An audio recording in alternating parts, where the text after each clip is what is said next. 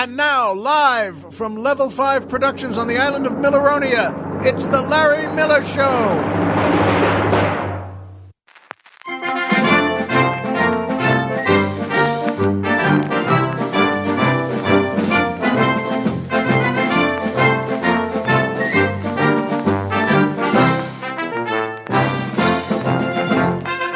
Good evening, Mr. and Mrs. America, and everyone who cuts loose every so often to have a good meal.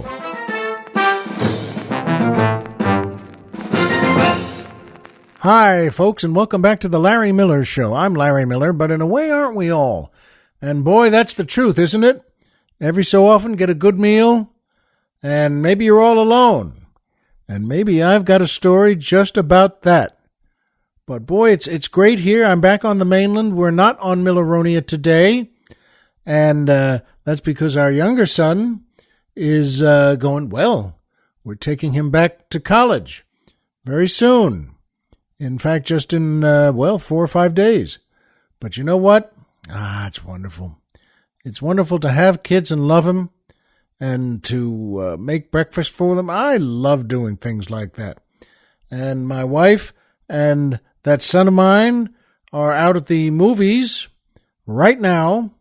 They're seeing the new Spike Lee movie, Black Klansman.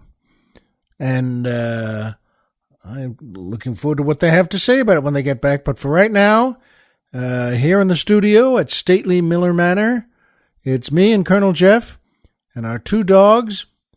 And folks, I feel great and ready to go. And, of course, the music always has an effect on me, and Colonel Jeff, too. And that was the John Cazale Orchestra and the Talia Shire Dancers, featuring boy tenor Stephen I. Yates, asking the musical question, so which is it? Does the race go to the swift, or is it slow and steady wins the race? That's a heck of a question. Both the Colonel and I did one of those where you, hey. Pretty good, Stephen. Yeah. Does the race go to the swift, or is it slow and steady wins the race? First of all, it's slow and steady, no question about it. Now, I like the emotional quality of that and the discipline. Slow and steady wins the race. That sounds like a solid individual who can be trusted. I like the guy who wins the race slow and steady. Now, sure, the swift guy takes off when the pistol goes off, and he's fast, but, well, sometimes, foot race through the forest can have terrible accidents in there, and take the swift guy right out, because he's in the lead there, terrible accidents that, one of those crossbow arrows nailing him in the chest at 30 miles an hour, an accident.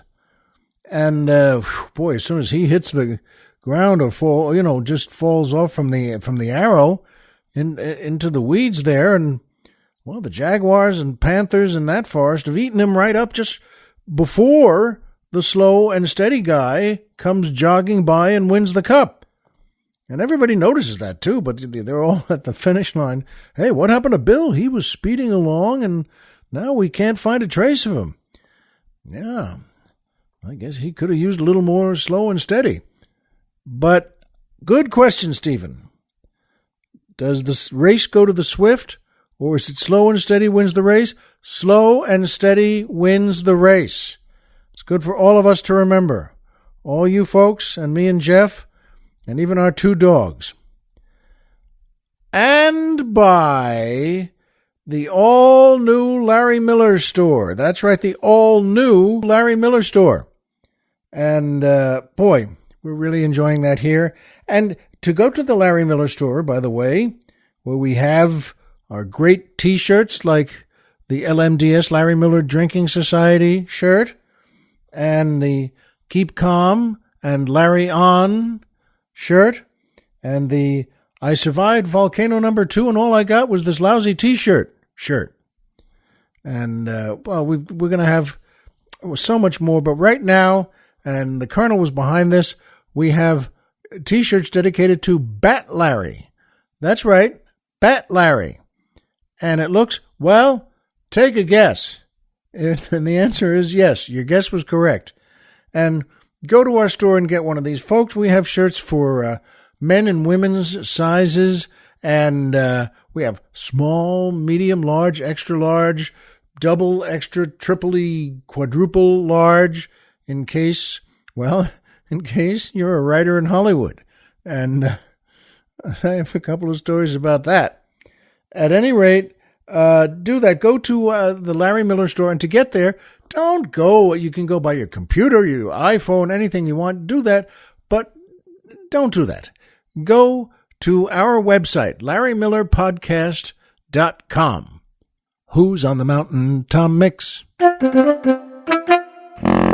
Oh boy, I'm sorry. I should have had the fish. At any rate, though, do that. Go to LarryMillerPodcast.com, and we have a banner there that says the all-new Larry Miller Store. Click that banner, and then go take a nap. Get in your big lazy boy chair and stretch out and rock back. Yeah, you can watch a game or have yourself a beer or make a sandwich, but you know what? As soon as you get in that chair, a couple of sips of that beer, well, that's about all you need. And take a nap, and we'll get you to the all-new Larry Miller Store. So, well, we'll see you there.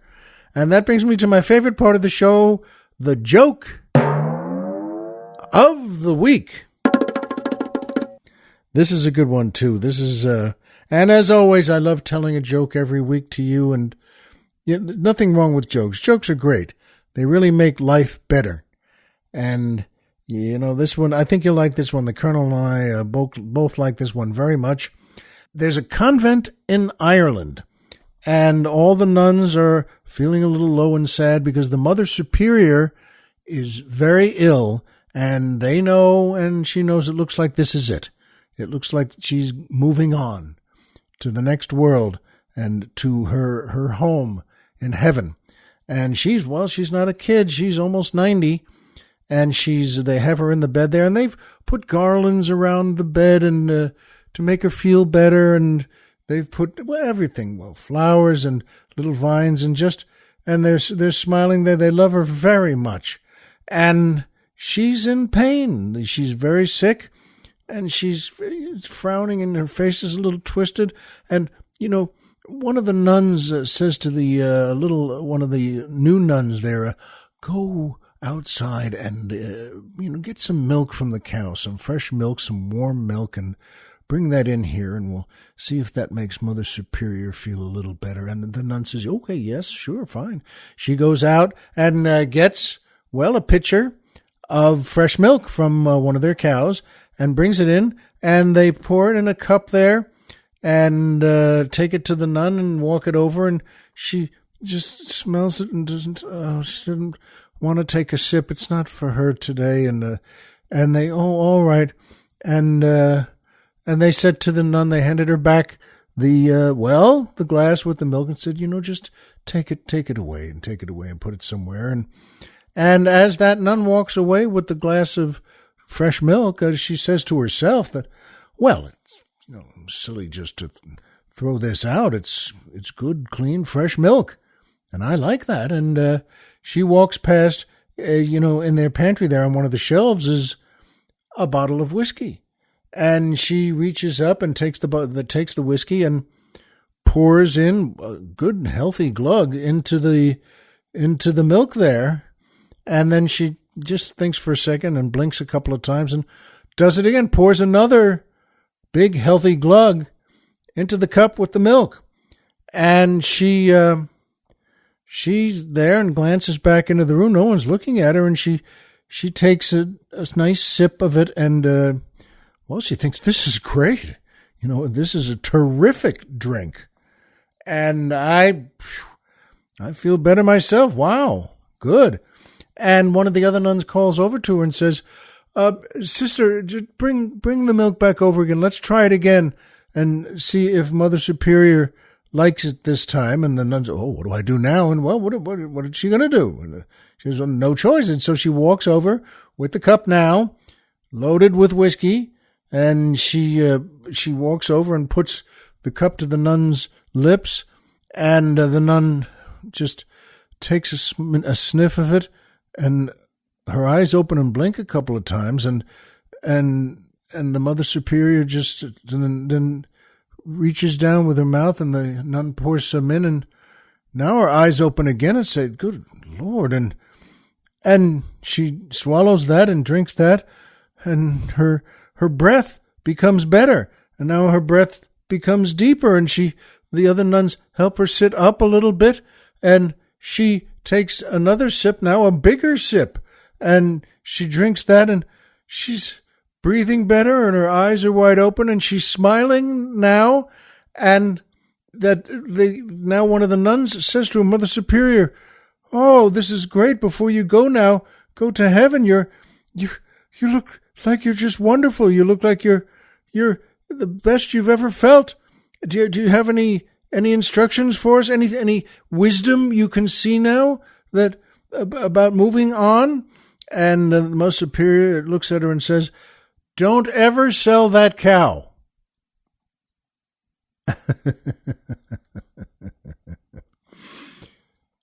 That's a pretty good joke. And the Colonel and I got a good chuckle out of that.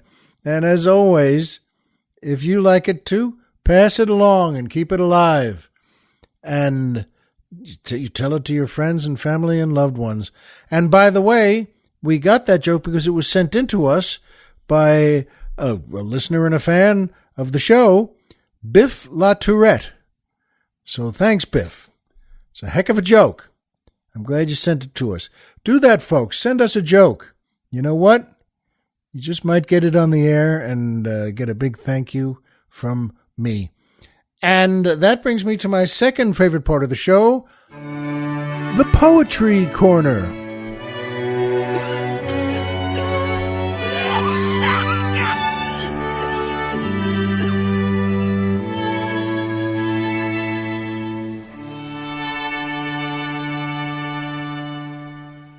It sounds like that guy with the cough could use a good couple of swallows of that whiskey milk. This is a great poem by a great author, the great Rudyard Kipling. Kipling, who lived from 1865 to 1936, was English and beloved. What a great writer of so many things.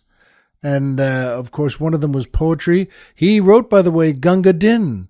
A great poem, and it became a great movie based on that poem. And oh Lord, with Cary Grant and Victor McLaglen and Douglas Fairbanks Jr.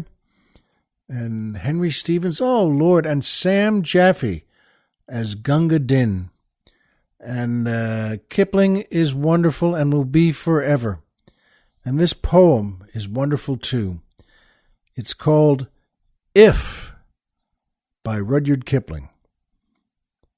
If you can keep your head when all about you are losing theirs and blaming it on you, if you can trust yourself when all men doubt you, but make allowance for their doubting too, if you can wait and not be tired by waiting or being lied about, don't deal in lies, or being hated, don't give way to hating, and yet don't look too good nor too wise. If you can dream and not make dreams your master, if you can think and not make thoughts your aim, if you can meet with triumph and disaster, and treat those two impostors just the same, if you can bear to hear the truth you've spoken, twisted by knaves to make a trap for fools, or watch the things you gave your life to, broken, and stoop and build 'em up with worn-out tools. If you can make one heap of all your winnings, and risk it all on one turn of pitch and toss, and lose, and start again at your beginnings, and never breathe a word about your loss, if you can force your heart and nerve and sinew to serve your turn long after they are gone, and so hold on when there is nothing in you except the will which says to them, hold on.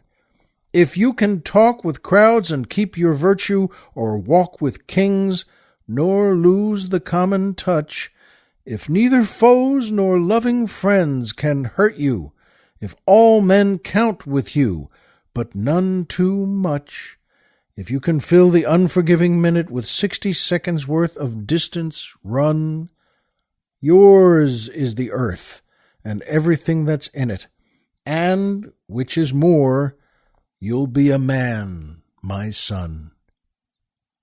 Isn't that beautiful? Good old Rudyard Kipling, and a great classic poem of his, If. Something to remember, folks, and I hope you liked it too. And that brings me to my third favorite part of the show, the magic movie moment.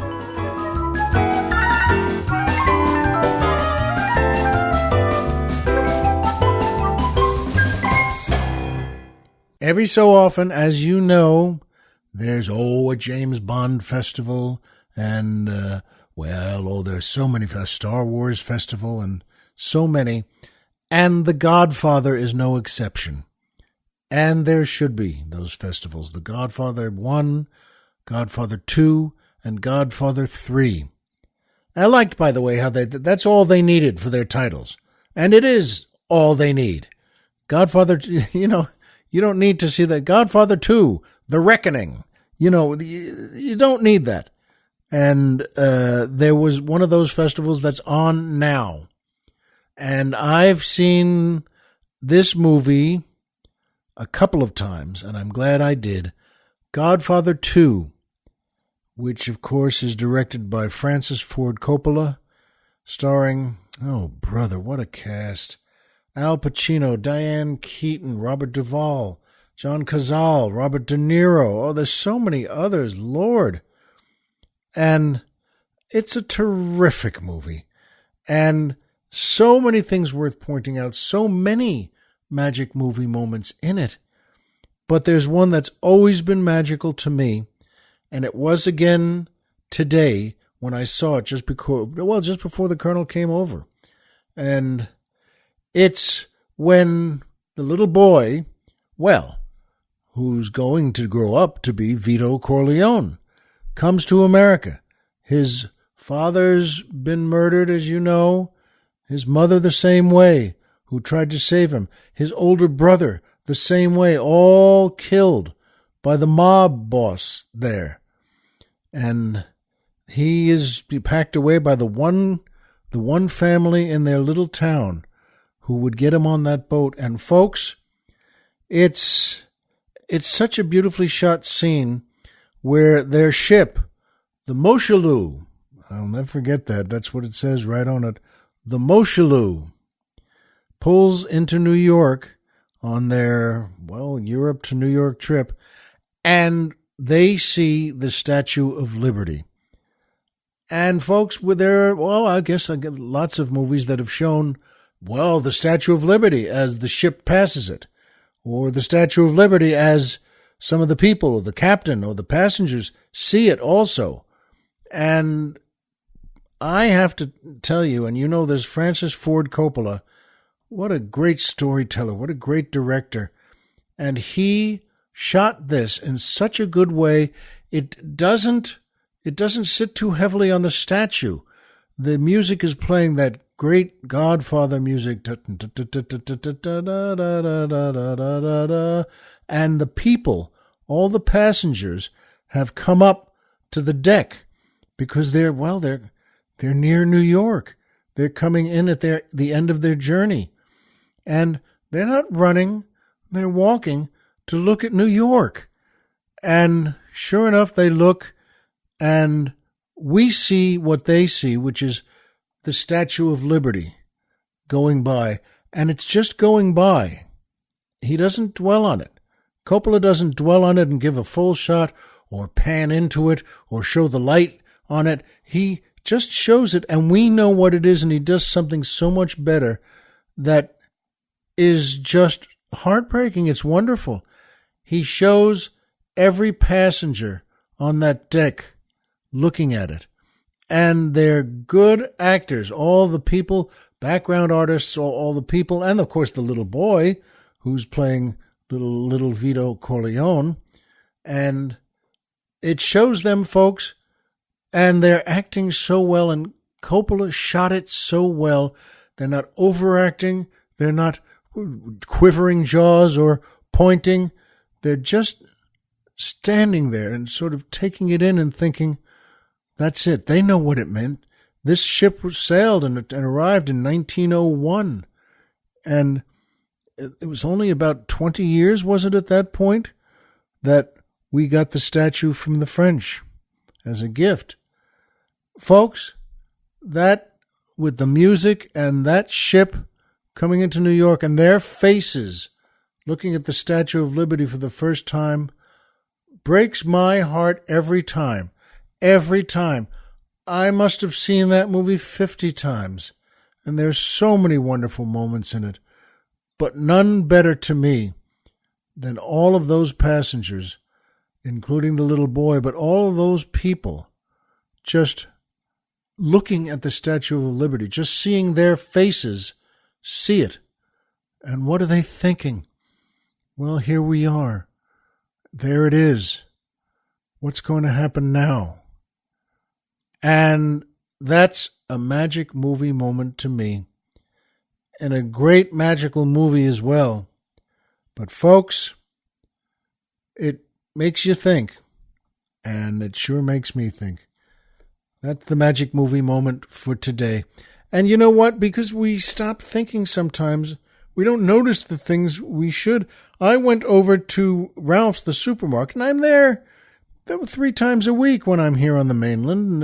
And I was before the Colonel came over and before, of course, we're making our show.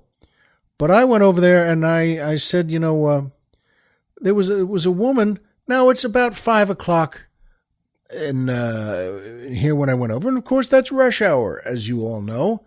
And folks, there was a woman. I was in the fruit section. I was going to get a couple of apples and a couple of oranges and a couple of things like that. And then I went to the cherries counter. They have a whole display of just cherries. And they're organic cherries with the little stems on them, and they have the pits in them. They're just cherries.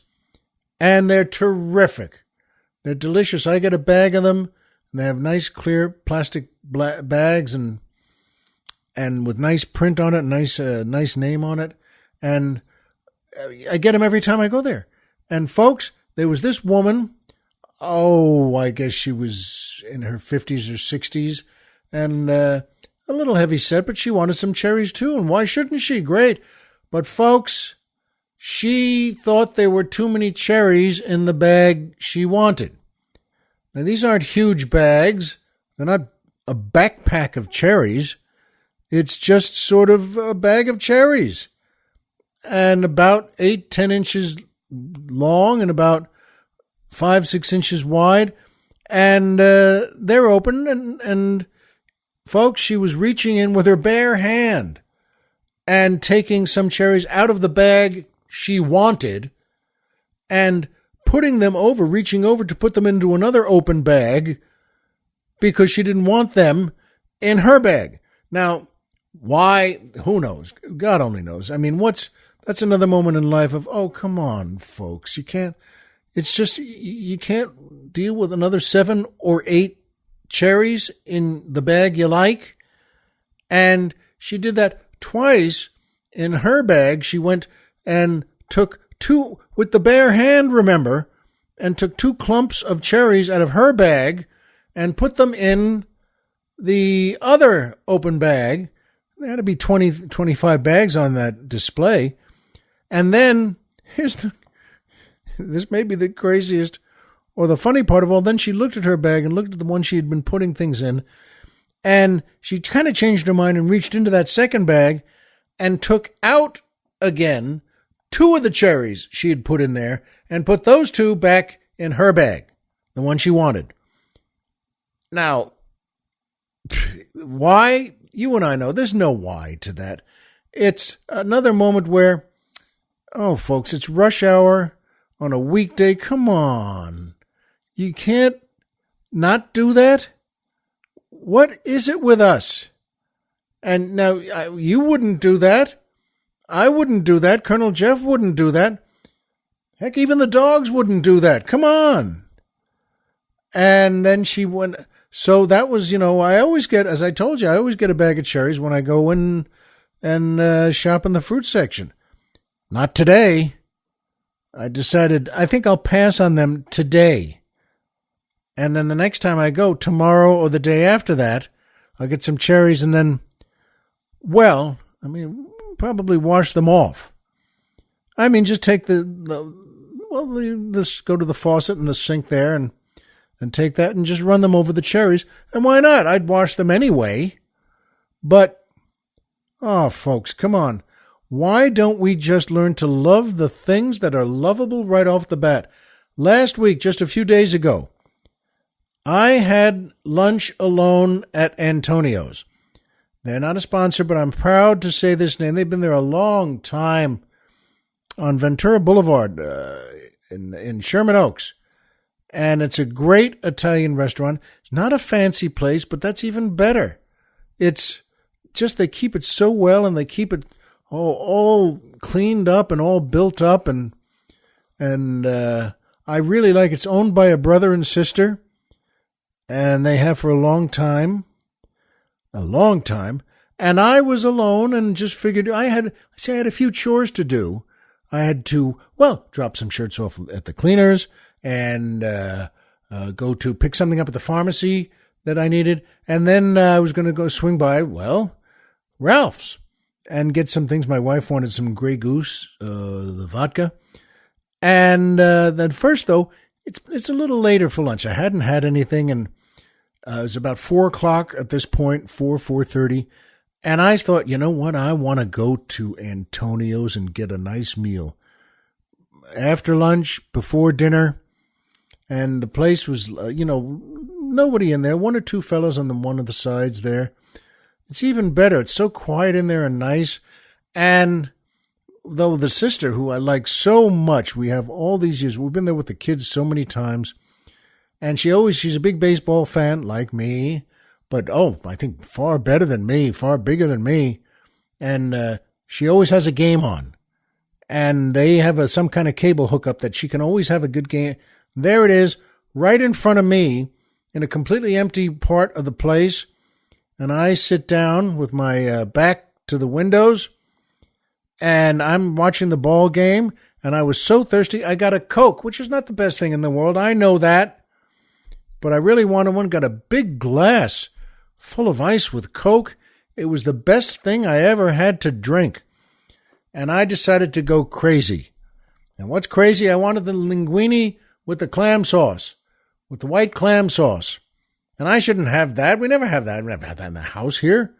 But, excuse me. But that's what I wanted. They make it with the olive oil and garlic, and I don't know how they do it, but it's just right. It's terrific. And that word, I don't know what linguine means. I think the word must actually mean, yes, you've hit it, you're home. And they I don't even know what they have on it. The little spices of this. I don't like it hot. They didn't make it hot. I know some like it hot, but you know what? I sat there, they brought a salad out first, which was terrific. It wasn't just a regular house salad, and it wasn't a huge bowl. It wasn't a punch bowl of salad. And I had that salad, and that salad alone was great. And then they brought right out, while I was still chewing on the salad, they brought right out that bowl of linguine in the white clam sauce. And the waitress was so nice, she glanced down, and she picked up my Coke and smiled at me and said, I'll get you another one. I didn't even ask her. And she filled it up with ice again, brought it back. Ice cold Coke. Folks, I had that whole meal. And by the way, in the middle of the linguine, I just held my finger up and called her over. And I said, may I have a roll, please? And she said, yes, I'll be right back. She got me a roll of fresh, soft thing. I don't know what kind, but that's what you need to soak up all the garlic and olive oil and stuff. that they put in their sauce. I had that, and I soaked up everything, and I drank that Coke, and I was a happy fella, the happiest guy on Broadway. And you know what? It dawned on me as I sat there, because I went in a T-shirt. I'm wearing a white T-shirt. That's all I'm wearing. But I wasn't embarrassed. There's nobody in there, and I know these people so well at this point after years of going there, so I'm wearing a white T-shirt, but it wasn't exactly white anymore. It was, well, it had the stuff from the meal on it. I'm not sloppy, but I guess when you're alone and you're a man, well, you can lean over the plate, but it doesn't end your day if you get things on it, on your shirt. And I felt, and had of course the napkin on my lap, and I would mop my mouth with it, but I could feel that also the sauce things are getting around your mouth, but I didn't care. I felt fabulous. And I got up to go. I'd been there an hour. You can imagine that? You're all alone, and you're in the place an hour. And I, paid and said, thank you very much. And so we exchanged big smiles with the two owners there. Take care. I'll see you. And I walked out back to go do my chores. And it dawned on me, folks, in 25 years of living in that general area, I have never done any of my chores. I have never accomplished even one. Every single time I go out to do 3 chores, I'll stop and say, hey, you know what? I think maybe I'll just get myself a nice dinner at a place like Antonio's, and maybe read the paper while I'm there, or just watch that ball game. It was great. And I decided, well, I was supposed to go to I can drop the shirts off tomorrow, the next day, or after that, whatever. I can do that and just, I still have medicine I have to take. I don't have to go, right this minute. And, I don't need to get to Ralph's, and I don't do any of them. I've never done any of them after a great meal I've had. And I decided, you know what, I'm going to go home and wash up and change T-shirts and get into bed and crawl over on all fours and just plop down and just love being full of a great meal like that, and turn that ball game back on again. And who knows, maybe watch some of the game, maybe take a nap. And I came back inside, and I saw my wife. I went into her office to say hello, and I said to her, she said, where you been? And I said, well, by the way, I just want to tell you, I didn't get I didn't do the stuff I was going to do. And she looked at me for a second, and she said, did you get the Grey Goose vodka? And I said, no, I didn't, but, I'll get you some, I'll get you some to go out. I'll go out later in, 7 hours or so, something, because I want to lie down now. I just want to, well, go to the bathroom and then wash everything up, my face and hands. And then she said, that's what I asked you to get, though, was the vodka, the Grey Goose. And I said, I know. And, you know what? And she said, would you please go get it now? Go to the Valley Beverage Company, which is down the block there. Go get that. And I said, well, I was just going to, she said, please get it now, please. Because if you just lay yourself down, you're never going anywhere. And I wanted to go to the bathroom. Plus I'm still wearing, and she saw on the T-shirt and on my face, good Lord, I looked like Burt Young in The Pope of Greenwich Village. And, where you're just not clean. I couldn't go to a wedding dressed like that and got stains on the T-shirt and my face. And I said, well, I was just going to, please go now. All right. You know what? You got a deal. And I did. I got back in the car, just, and I'm ready to lie down. And I did. I went to the Valley Beverage Company. I walked in there, and they're good guys over there. And they walked in. As soon as I got in there, they said, Oh, hiya, Mr. Miller. Been a while. Good to see you. Hey, look at you. Antonio's? One of the guys actually said Antonio's. And I said, yeah. And he said he knew what I had because he could see it and smell it. But see, they didn't care. They weren't annoyed or offended. And they said, boy, they do a good job there. And I said, you know what? They do. And I said, can I? And I asked for the Grey Goose section. I was up by the register there, and they said, it's right over there. It's back there on the left. And I said, would you do me a favor? Would you mind getting me a bottle of that stuff? And one of the guys said, sure. And he says, you want the big bottle or the regular bottle? I said, the regular bottle is fine, thanks. I said, no, you know what? No, you're right. Give me the big bottle, please.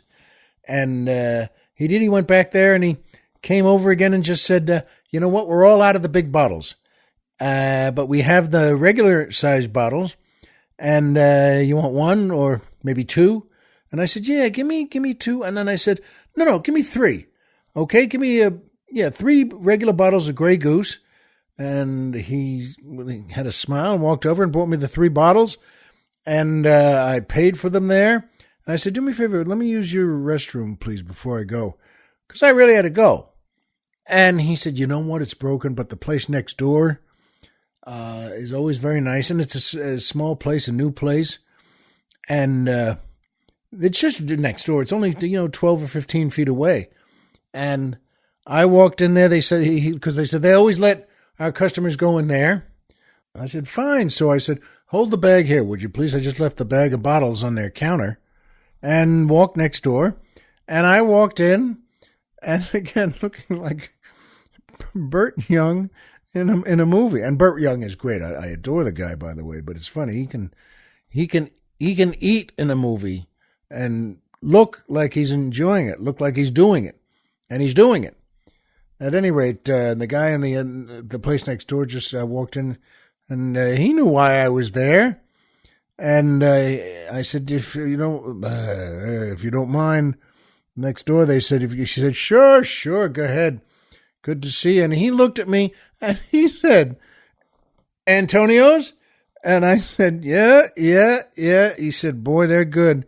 And I said, they are. And he said, just right in the back there, make a left, and up a little ramp. And I did that. And I stood there, and then I washed up, and I went back, got the big bag of 3 bottles, and then went home.